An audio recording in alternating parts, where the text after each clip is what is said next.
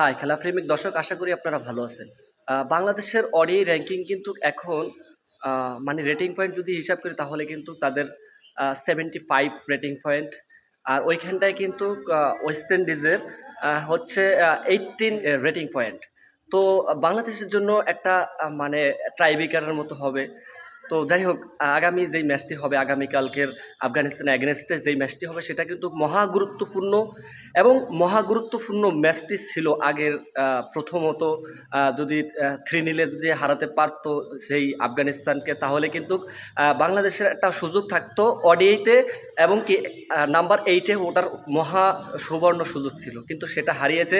তো সিরিজ তো হারিয়েছে অলরেডি। তো আগামীকালকে যে ম্যাচটি সেটা খুবই গুরুত্বপূর্ণ হবে এবং কি সামনে আর কি ওয়েস্ট ইন্ডিজের অ্যাগেনস্টে যেটা হোম সিরিজ হবে সেটাও কিন্তু বাংলাদেশকে 3-0 হারাতে হবে ওয়েস্ট ইন্ডিজকে।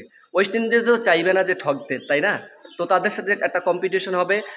2027 সালে যেই বিশ্বকাপটি, ওই বিশ্বকাপ কিন্তু বাংলাদেশের জন্য একটা অন্যরকম হয়ে দাঁড়াবে। আর যদি না পারে তাহলে কিন্তু বিগত মানে আমরা দেখছি 99 সাল থেকে কোনো রকম মানে বাছাই পর্ব হয়নি। আর যদি ওটা যদি না করতে পারে তাহলে কিন্তু বাংলাদেশের প্রথমবারের মতো বাছাই পর্বে যেতে হবে। তাহলে কিন্তু ওই যে উগান্ডা, নামিবিয়া, জিম্বাবু ওদের সাথে টক্কর দিতে হবে বাংলাদেশকে। তো ওরা কিন্তু এমনিতেই তারা হার্ড হিটার। দেখেন নামিবিয়া কিন্তু এর আগে সাউথ আফ্রিকাকে হারিয়েছে, সেটা টি-20 ফরম্যাটে। আর বাংলাদেশে কিন্তু সেই ইউএর সাথে গত বছর হারছে, তারপরে ইউএসের সাথে গত বছর হারছে, কিন্তু সেটা কিন্তু টি-20 ফরম্যাটে। কিন্তু তারা যে ভালো না টিম সেটাও কিন্তু কিন্তু গুরুত্বপূর্ণ না। তো যাই হোক, বাংলাদেশের জন্য শুভকামনা থাকে সবসময়। আর না পারলে I have nothing to do.